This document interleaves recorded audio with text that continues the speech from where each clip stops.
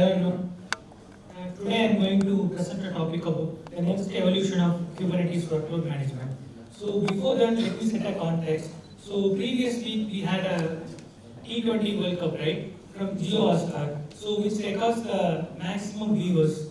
So any guess on the numbers? What is the number? 70 crores last week. No, more than that. 20 million.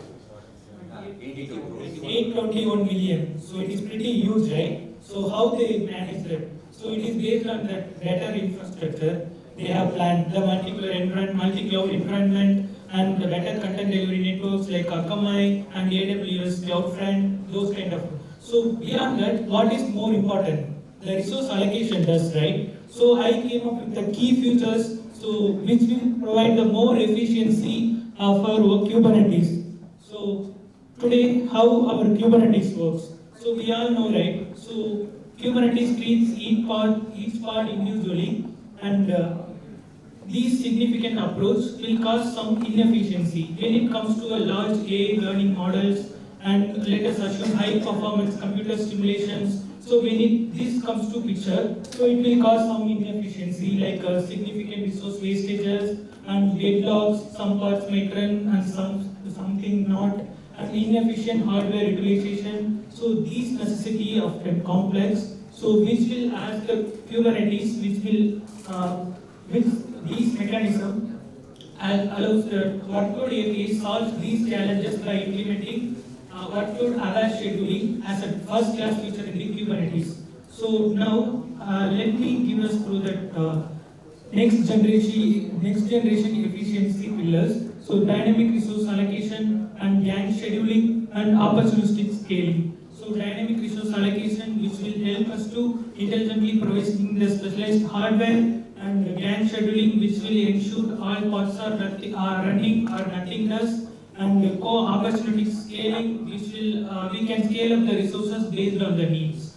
So first, let me deep dive on the dynamic resource allocation part. So what dynamic resource allocation enables to us? So it will provide the request specialized hardware, like if you the need of GPU, TPU, FPGA and custom accelerators, we can able to procure using these technologies without interfering the external drivers. So it will also enable the share resources between multiple containers or pods. And we can able to define the device filtering with cell expression and flexible categorization of device classes, and it will provide you the similar experience of dynamic value provisioning. So how this works? So this core concept was built in several key concepts. So resource claim and claim template and device class and resource slice. So resource claim is nothing but the resource which is required for the workloads, and resource claim template, it is the process of automating the resource claim per pod. And device class, it defines the configuration and configuration criteria for the specific resources. And resource slice, it will act as a bridge and it will provide the information about the available resources which is available for the allocation. So how the typical DRA works? So the cluster admin needs to install the DRA in cluster, and the cluster admin needs to create the device classes, and resource clients will be managed by the workload admin, and resource client template which we can manage by workload admin. So these resource client template we can add it to a particular pods and then we can deploy. So this is how the typical DRO flows. So how does this dynamic resource allocation help? So as I said earlier, so this will provide the enhanced efficiency. So now the kube scheduler itself will manage the resource allocation. So instead of depending upon the external drivers. So improved flexibility. Now it is there in the kube scheduler. So we can flexibly, the users can flexibly use that resource allocation like a GPU, memory, size, version. So we can flexibly allocate it. And scalability at scale. For large scale organization, the managing clusters will be seamlessly easy with this DRA approach. So by using this DRA approach, we can overcome the pain point which we had earlier, which is depending upon the external hardware plugin in order to allocate the resource. Now within the queue scheduler itself, we can able to allocate the resource.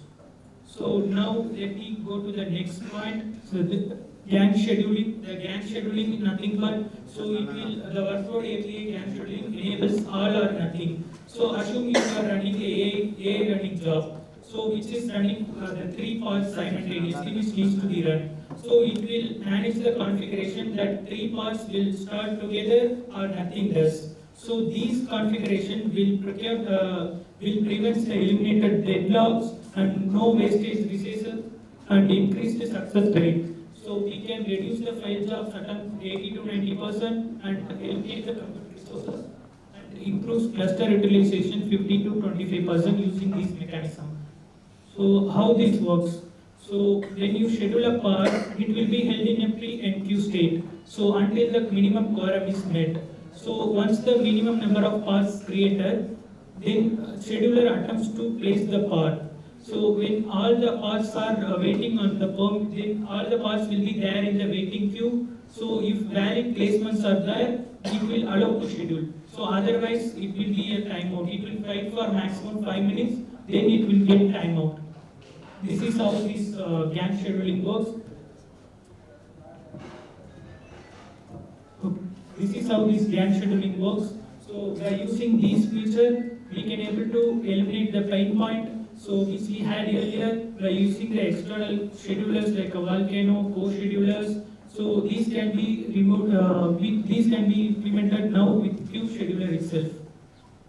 So next feature is opportunistic batching. So this is a pretty cool feature. So now assume you are running that batch processing in a cluster, and now you are going to interpret it with AI running production feature. So production needs to have a separate resources, right? So it will allocate the resource. We can able to configure and allocate the resource based on the priority. So the priority comes first, right? So the production will run as usual, and the batch processing will process the jobs whenever the resources is available. So this is the opportunistic batching feature. So this enables the elastic scaling. So by using these features, we can able to schedule 10,000 plus parts in seconds, and it will eliminate the scheduling bottlenecks and the maximum. We can utilize the ideal cluster as a maximum utilization. So this feature has some restriction as well. So we need to double check the queue scheduler configuration for this feature. And other than also, we need to allocate the priority classes based on the batch processing mechanism. So otherwise, it will some of the batch processing jobs also will get affected. So now the integration along with these 3 features. So how these integrate into Workload API. So as we already know, the Workload API will define the part groups and scheduling policies, and Gantt scheduling feature which will enclose all or nothing, and DRA which will allocate the specialized softwares, and batching mechanism which will able to scale that along with the resources available. So now let me proceed with the demo. So I came up with this demo with predefined classes, predefined YAML files, and set of kubectl commands. So now I am going to execute it. So this is the device class for the DRA. So here I have defined that device class along the GPU and resource client template. So now I am going to create a AI training job. So which I have used the resource client which I have declared in above file, and the resource client template to map the resource. So now I am going to execute this YAML file.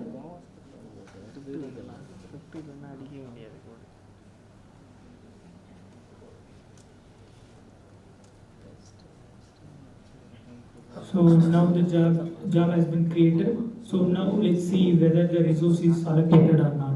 So now you can able see, right, the resource has been allocated. So now we will see whether that scheduled job is running or not. So you can able to see that scheduled AI training job is running, and which is using the worker nodes. And now what we have defined the set of GPUs, right? Let's see how this has been allocated. So now you can able to see, right, the GPU 5 and GPU 0 and GPU 6. So from the resource client template, it is procuring these resources. So now let's proceed to the Gantt scheduling. So before that, let me delete the table.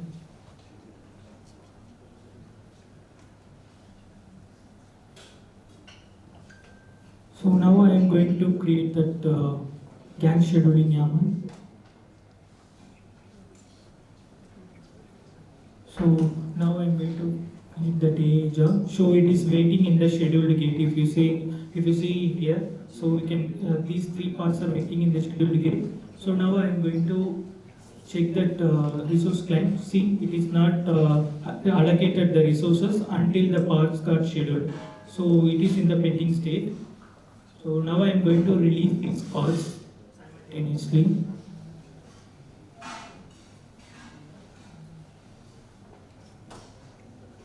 So these three parts got patched, and now if we check, the all parts should be running. Yeah, now all parts are running. Yeah, this is how the typical Gantt scheduling works. So now we will check that resource claim as well for this. And here you can able to see the Gantt job has procured the resources. Now let's proceed with the opportunistic batching. So there we will set a priority class. So the priority class allocation, as I said earlier, we will allocate that configuration. So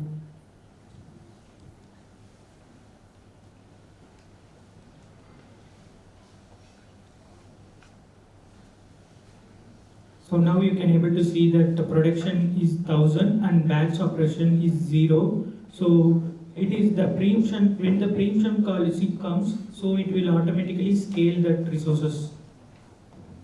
So now that have created the job, batch processing job.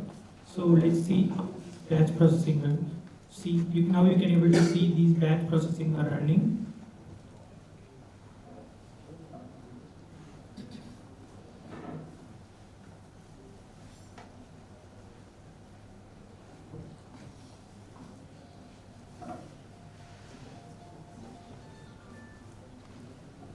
So now you can able to see the resources used by the batch processing.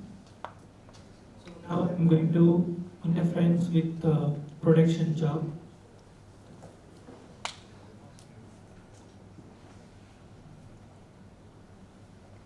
So this batch processing which is running in that cluster.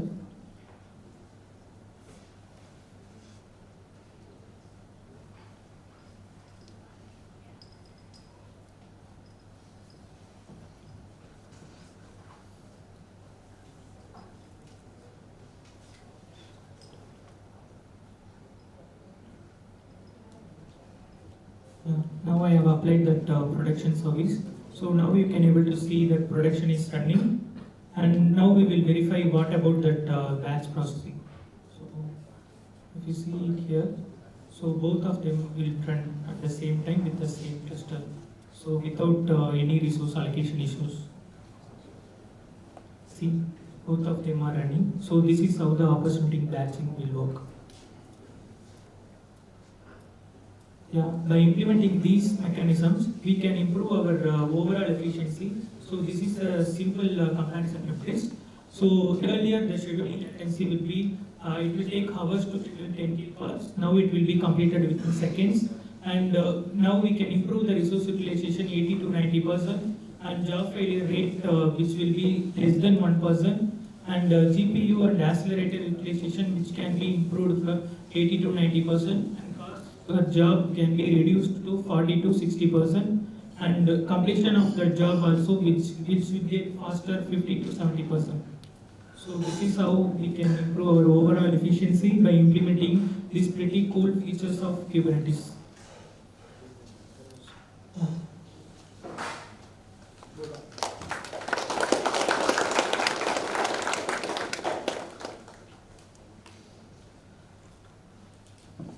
Any questions?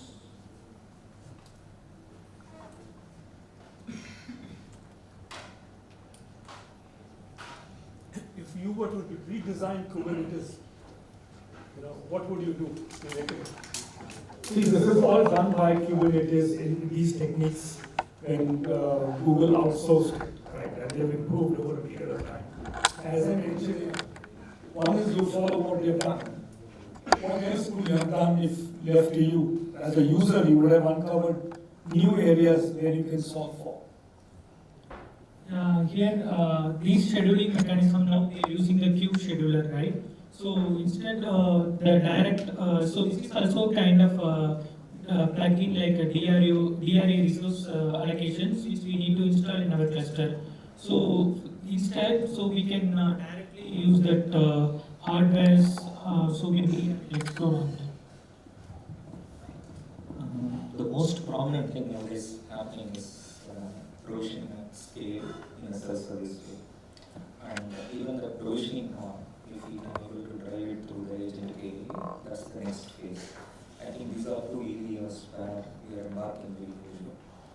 First is to join the self-service journey and then further augment it with agent AI. Nevertheless, in the last meetup, which happened in MP2, a couple of our team members have presented their journey on, one is on the secure shield, which is typically the Kubernetes top, and they have built a guard shield.